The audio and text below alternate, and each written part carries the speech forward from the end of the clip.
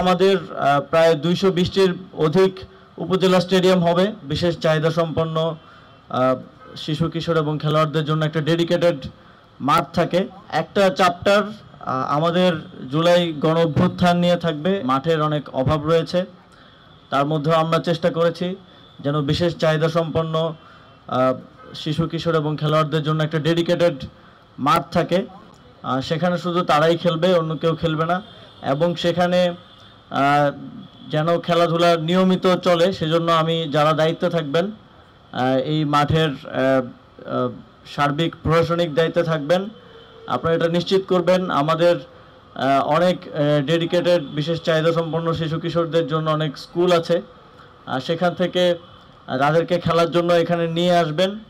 এবং আপনারা জানেন এখন বিশ্বে অনেকগুলো টুর্নামেন্ট আছে সেই বিশেষ চাহিদা সম্পন্ন মানুষদের জন্য। সেই টুর্নামেন্টে যেন আমরা তারা দেশের নাম উজ্জ্বল করতে পারে, দেশের জন্য ট্রফি নিয়ে আসতে পারে এবং দেশকে রিপ্রেজেন্ট করতে পারে, সেজন্য আমরা ইতিমধ্যেই আমাদের প্রত্যেকটি ফেডারেশনকে নির্দেশনা দিয়েছি যেন তাদের একটা পার্ট থাকে, বিশেষ চাহিদা সম্পন্ন খেলোয়াড়দের একটা টিম থাকে।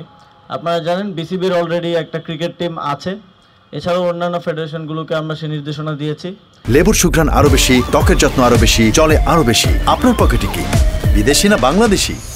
আজকে আমরা এই মাঠের নাম দিয়েছি শহীদ আবরার ফায়াজ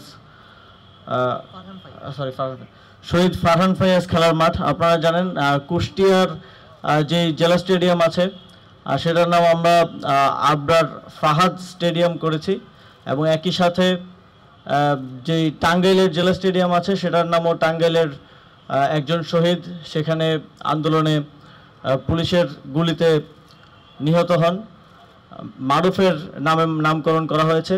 এছাড়াও আমাদের প্রায় 220টির অধিক উপজেলা স্টেডিয়াম হবে।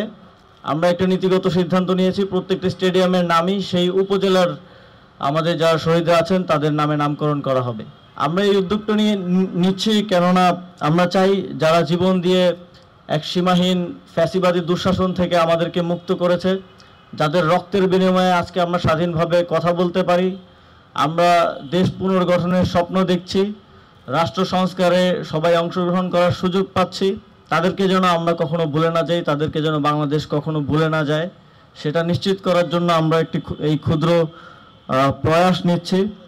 আসলে এই ত্যাগের এই রক্তের মূল্য পরিশোধ করা কখনোই সম্ভব হবে না, কিন্তু আমাদের সাধ্যের মধ্যে যতটা সম্মান শ্রদ্ধা প্রদর্শন করার আমাদের সুযোগ আছে সেটা আমরা চেষ্টা করছি।